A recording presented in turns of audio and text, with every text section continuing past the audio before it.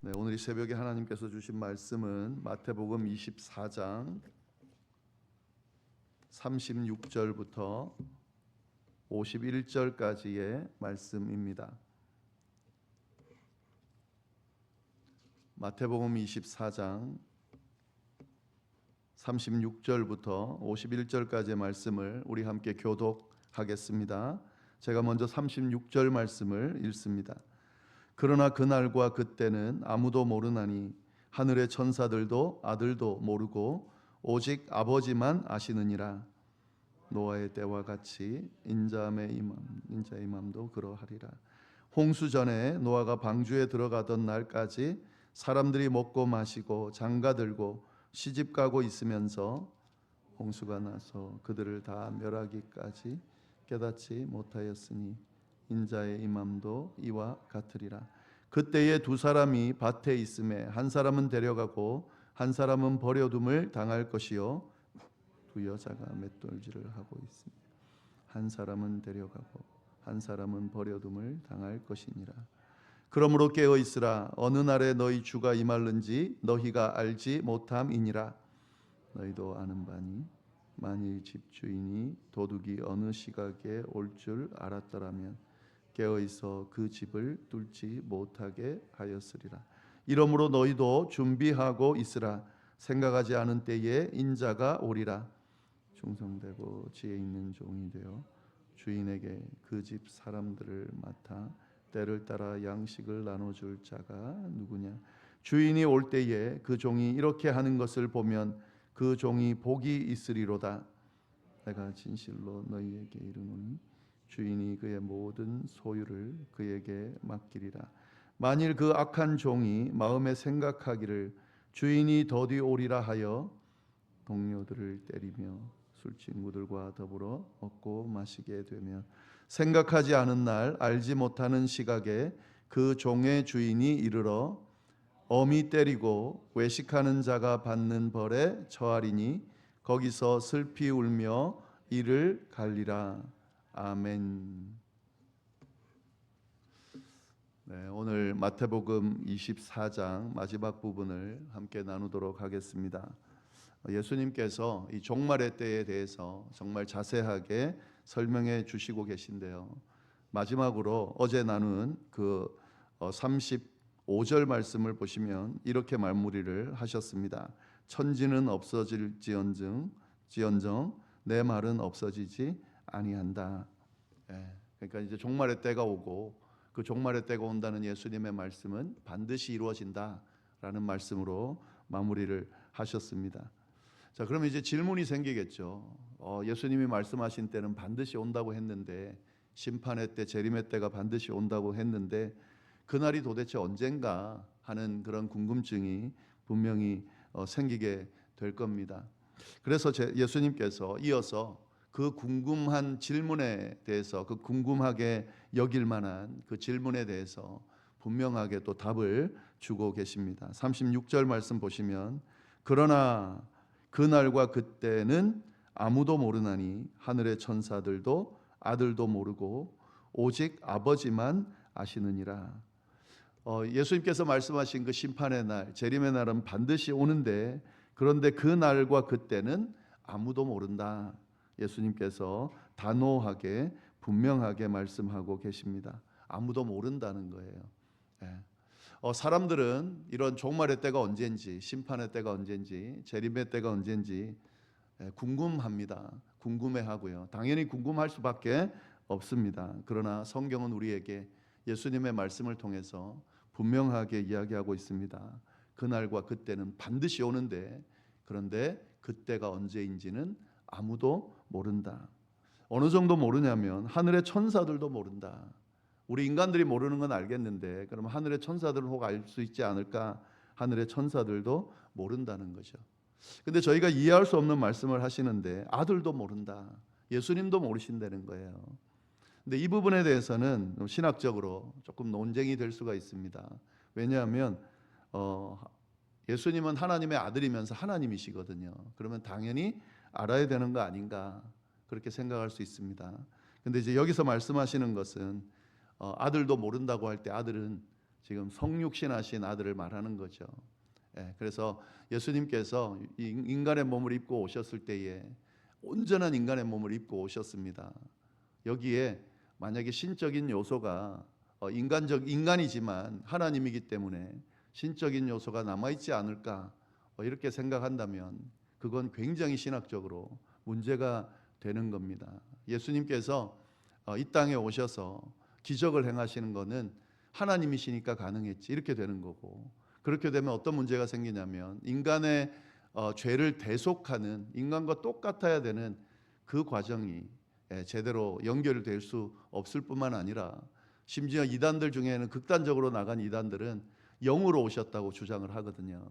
예수님이 이 땅에 영으로 오셨다는 거예요. 그러니까 기적도 행하고 죽었다지만 육신적으로 죽었다고 하지만 영으로 오셨기 때문에 부활도 일어나는 거다. 이런 식으로 설명하는 것이 또 이렇게 연결되기 때문에 그렇게 이해를 하시면 안 됩니다. 예수님은 철저하게 온전히 성육신 하셨습니다. 육신의 몸을, 연약한 육신의 몸을 입고 이 땅에 오셨습니다. 그래서 예수님께서 기적을 행하실 때나 예수님께서 어떤 말씀을 하실 때 그때 어떻게 하죠? 계속해서 하나님 앞에 기도합니다. 당신의 능력으로 행하신 게 아니에요.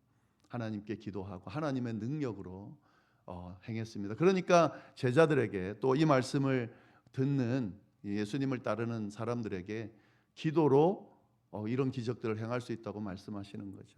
만약에 예수님이 예수님의 능력으로 기적을 행했다면 그러면 예수님을 따르는 인간은 할 수가 없는 거죠. 신적인 요소가 없는데 어떻게 할 수 있겠습니까? 그러나 예수님은 인간의 모습으로 오셨는데 그 인간의 모습으로 오셨지만 하나님 앞에 능력을 구하면서, 성령의 능력을 구하면서 기적을 행하셨다. 말씀을 하실 때도 마찬가지입니다. 철저하게 구약에 나오는 예언의 말씀들이나 구약의 말씀들을 인용하면서 예수님의 말씀을 하십니다. 이런 것들도 그가 그 불완전하지만 인간의 몸을 입고 이렇게 이 땅에 오셨다는 것을 말씀해 주는데, 사실 그런 부분으로 본다면 당연히 몰라야죠. 예수님도 하나님 그 언제 이 종말의 때가 있을지 모른다라고 하는 거죠. 그래서 오직 아버지만 아신다, 하나님만 아신다라고 하는 이야기를 분명하게 강조하면서 이야기를 하고 있습니다. 역사 속에서 이 수많은 사람들이 자꾸 이 날짜를 계산하려고 그래요. 그래서 이단들이 생겨난 그 많은 이단들 중에 이 날짜 계산에서 몇 월 며칠 날 예수님이 오신다라고 계산하다가 그게 안 이루어져 가지고 그렇게 해서 이단들 결국에는 날짜 계산이 아니고 이제 그냥 예수님은 언젠가 오시는데 우리가 날짜를 알 수 없다 이런 식으로 해가지고 이단이 된 경우가 많이 있습니다. 그렇기 때문에 이런 날짜를 정확하게 계산하려고 하는 이 시도 자체는 아주 잘못됐습니다. 분명히 이야기하고 있거든요. 아버지만 아신다. 아버지만 알기 때문에 이걸 알려고 하는 것 자체가 완전히 접근이라는 것을 우리가 분명하게 알 수가 있습니다.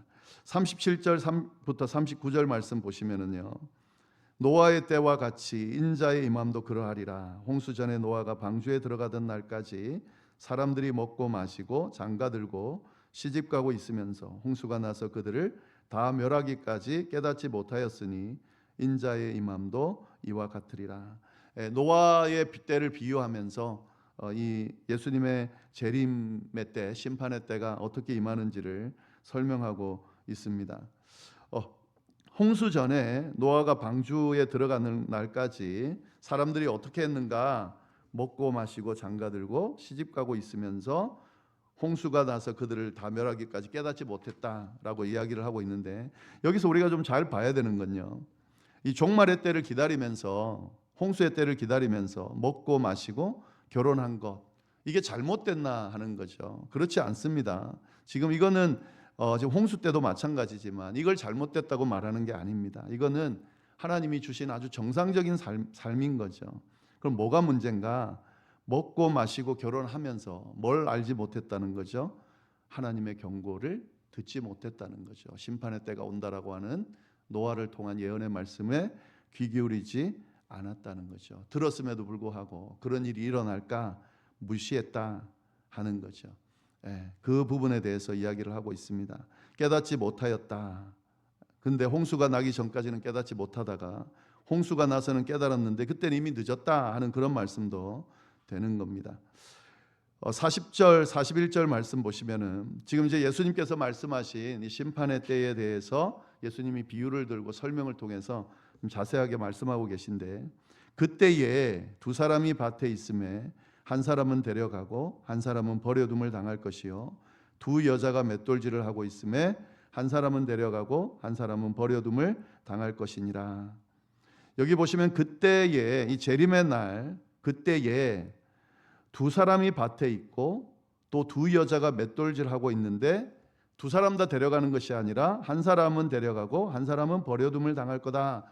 그때 일어날 그 현상에 대해서 설명을 하고 있습니다. 근데 여기 보시면은 두 사람이 밭에 있다 그랬고요, 두 여자가 맷돌질하고 있다 그랬습니다. 이건 뭔지 평범한 날을 이야기하는 거죠. 지금 이 모습은 일상적인 모습들을 보여주는 건데, 노아의 때처럼 일상이 계속되는 가운데 갑자기 이 심판의 때가 올 거고, 그 두 사람 중에 한 사람은 데려가고 한 사람은 데려가지 못함을 당하는 그런 일이 일어날 거다라고 이야기를 하고 있습니다. 언제 올지는 모르지만 반드시 임하고, 그 심판의 때가 임했을 때 일상의 삶을 살 때 임할 텐데, 그때 한 사람은 데려가고 한 사람은 데려가지 못하는 결과가 나타난다라고 지금 경고의 말씀을 하시는 거죠.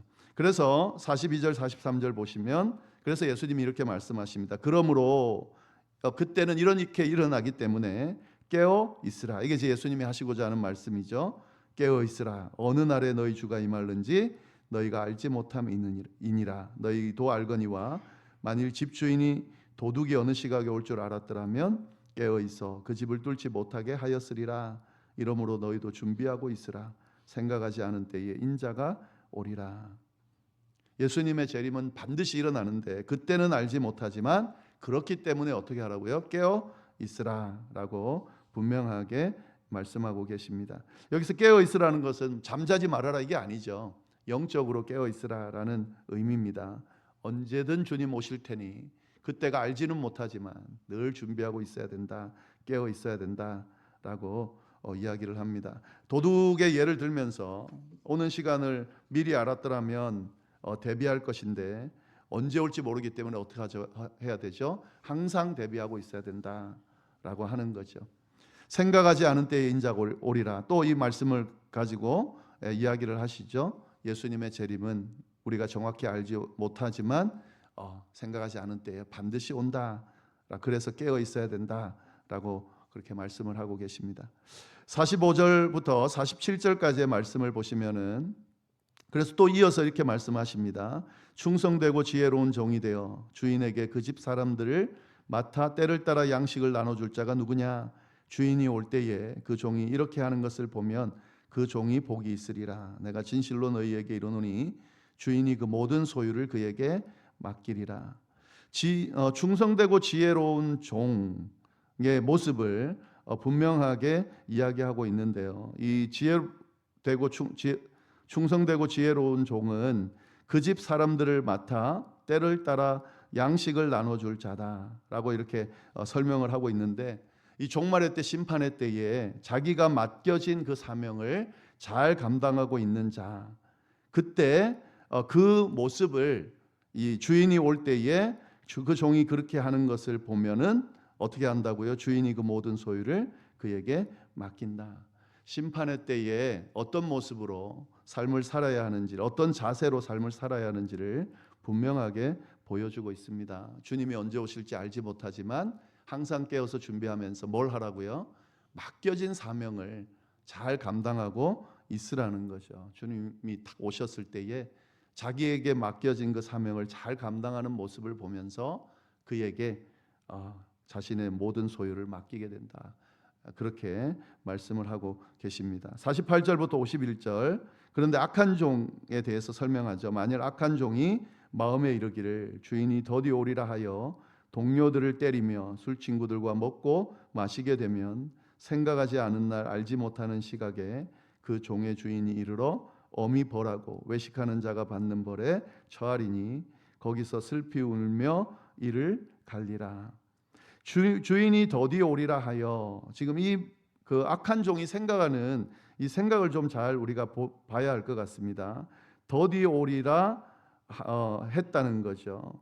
근데 지금 이 더디 오리라라고 하는 건 누구 생각이죠?